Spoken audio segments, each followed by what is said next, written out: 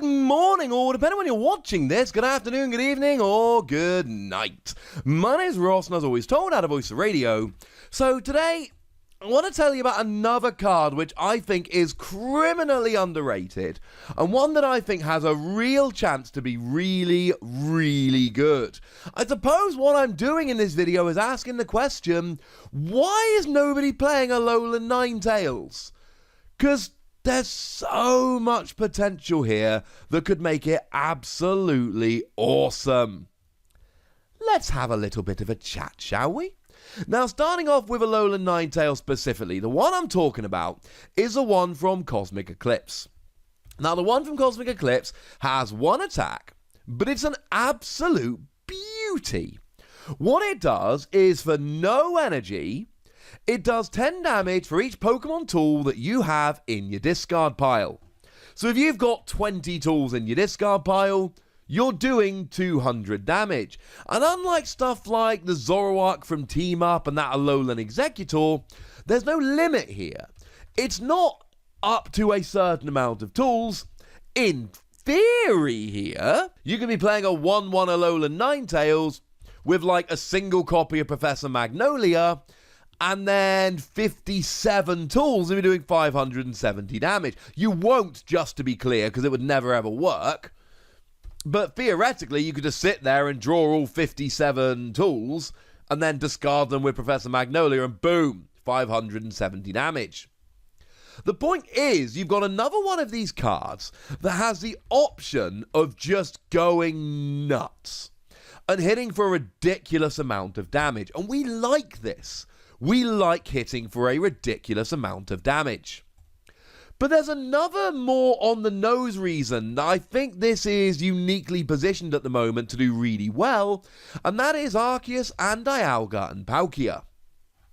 You see, ADP at the moment, I think is fair to say, if not the best card in the game, one of the very, very best cards in the game.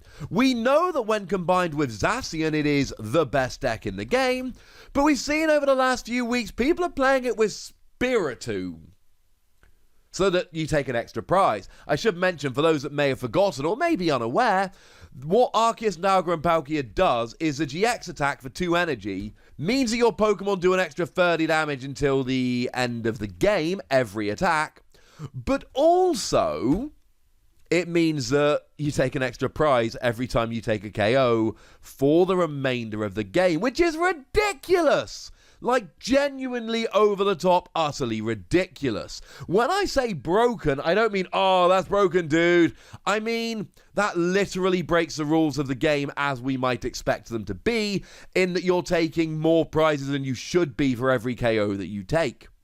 It becomes over the top.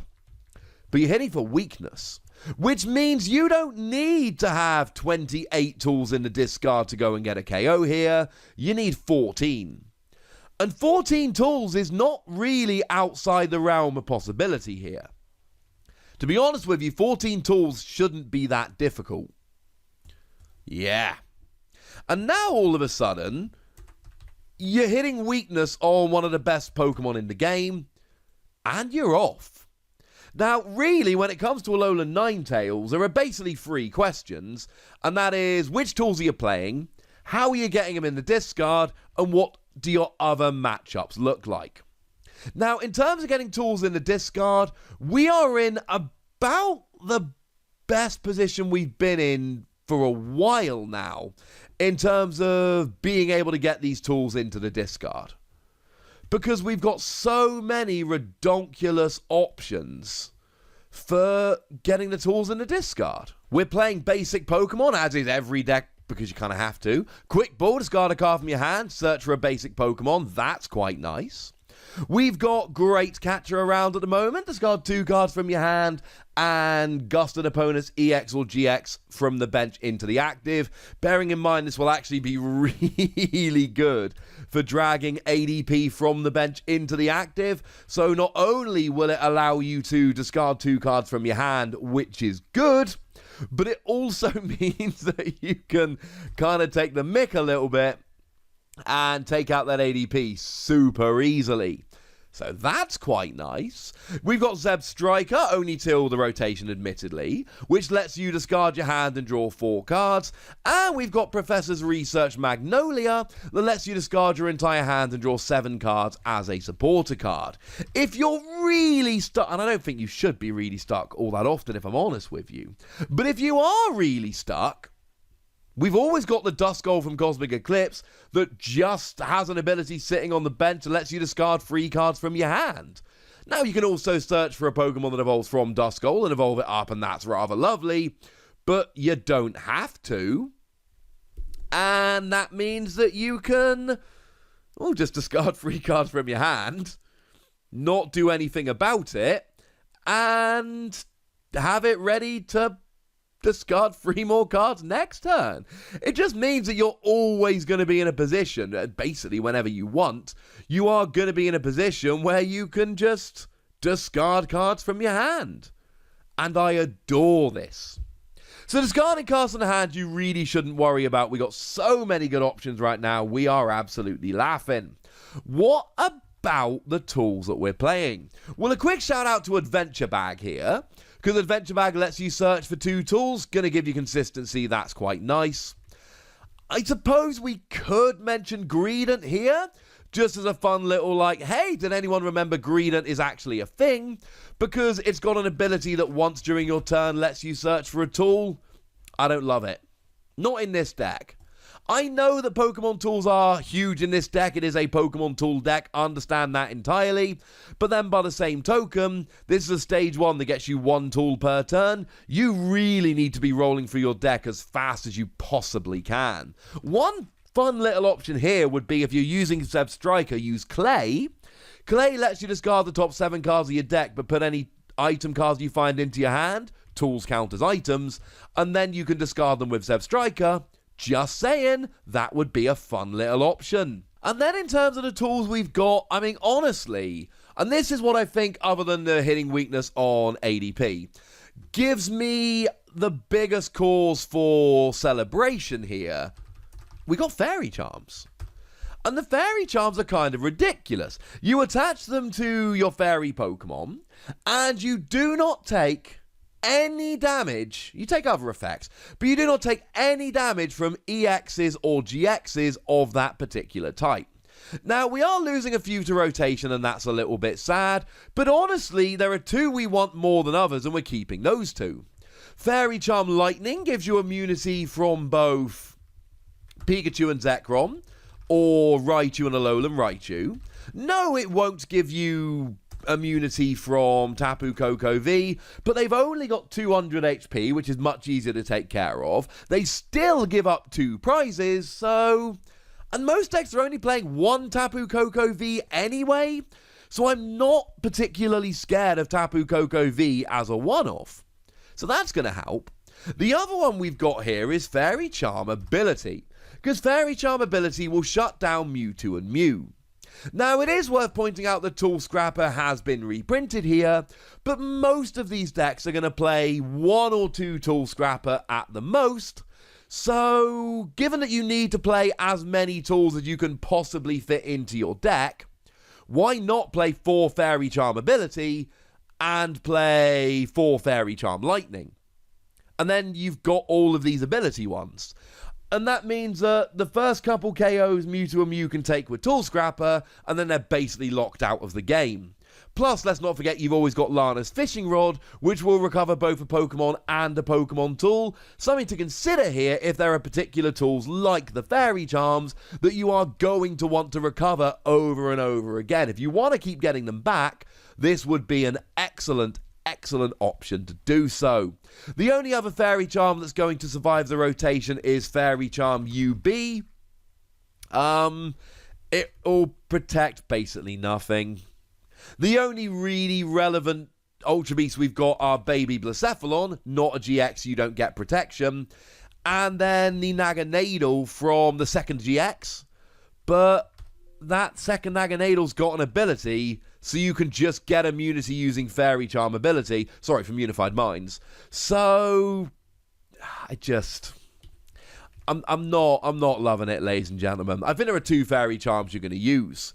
But now all of a sudden you're hitting weakness on ADP, you're getting immunity from Mewtwo and Mew, you're getting immunity from Pikachu and Zekrom, and this isn't looking too bad. I mean, sure, you're running through your deck nice and quickly, so those mill decks are going to have a bit of a field day, but actually, you can set up a single Stage 1 Pokemon and just sit in the active, and your opponent can't gust, and because there's nothing on the bench, and your opponent can't get rid of your energy because there's no energy to get rid of, and you just sit and announce an attack every turn. I don't mean it's got some amazing mill matchup, let's be clear, but I mean against one of these stalling decks that's trying to run you out of options, you really don't need very much to keep this deck rolling here, so that's going to help you out rather nicely indeed. In terms of other Pokemon tools, I mean, obviously U-turn board is an absolute given. It reduces your retreat cost by 1, which gives Alolan Ninetales free retreat, but it returns to your hand when it's discarded from the field. You can always discard it with something like Zeb Striker, Quick Ball, etc., and it will stay in the discard, but you need to have an option for retreating, especially given that you've got a retreat cost and you don't have any energy. Zeb Striker, for what it's worth, also has a retreat cost of 1, and any other Pokemon you're choosing to play here, I would strongly recommend trying to stick to a retreat cost of 1. Even with a retreat cost of 2, you can play Air Balloon, but Air Balloon can end up being discarded, and then you can be stuck in the active. What's great about U-turn board is that you've always potentially got access to it, and your opponent cannot use Tool Scrapper, for instance, to run you out of it.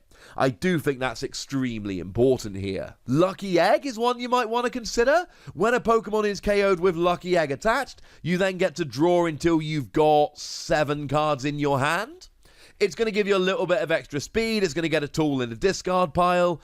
I am totally on board with Lucky Egg here. You could play Stealthy Hood if you're worried about your opponent using abilities against you. Because I'll be honest with you, there aren't actually all that many. Ear-ringing Bell would be kind of a fun option.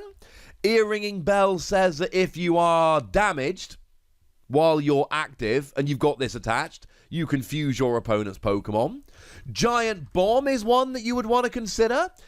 If it is attached to your active Pokemon and you take 180 more damage, you do 100 damage back, or 10 damage counters. So that's one that I would consider very highly here. Get some extra damage on the field, especially against those bigger Pokemon you may otherwise struggle against.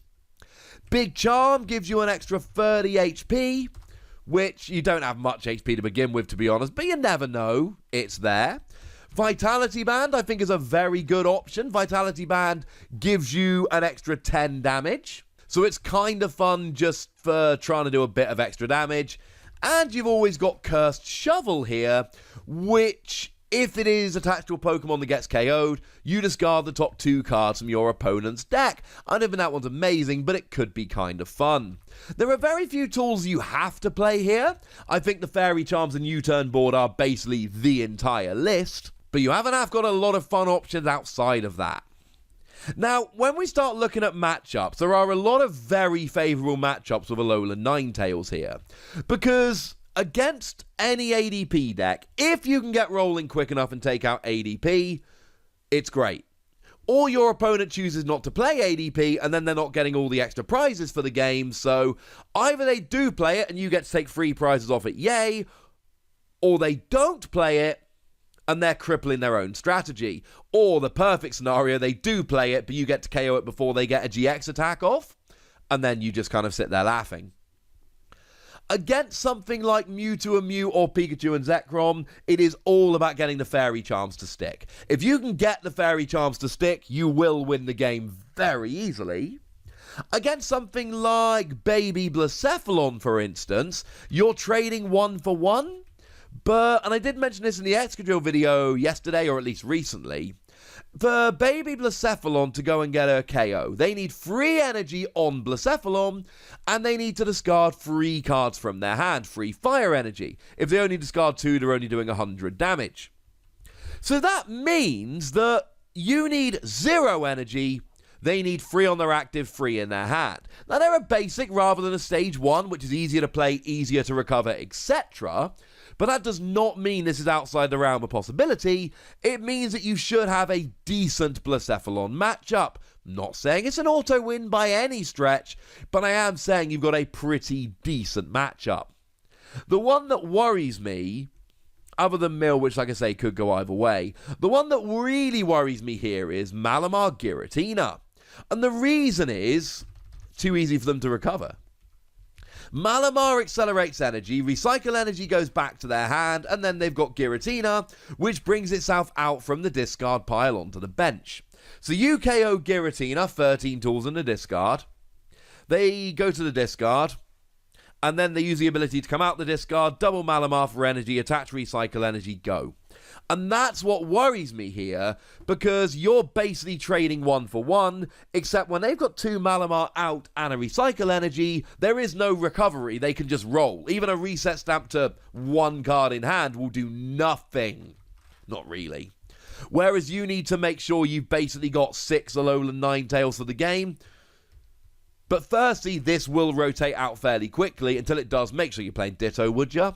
And secondly, it's still not that terrible, because you've still only got a 0 energy Pokemon to worry about, and you still don't have potentially the same brick ability as Malamar decks. You know, yeah, they've got the good recovery, but remember they need 2 stage 1 Malamars on the bench in order to get this working. That is not a given, ladies and gentlemen.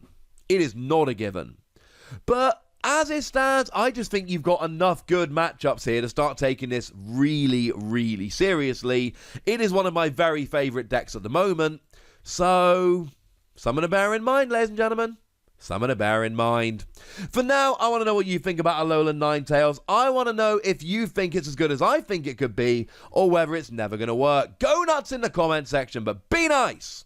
And then make sure you like this video, subscribe to this channel, follow me on Twitter at TheWassy, and Twitch for some live action at twitch.tv/PTCGRadio. If you want to support the channel, get some bonus podcasts and all that good stuff, head on over to patreon.com/PTCGRadio, where you can do exactly that.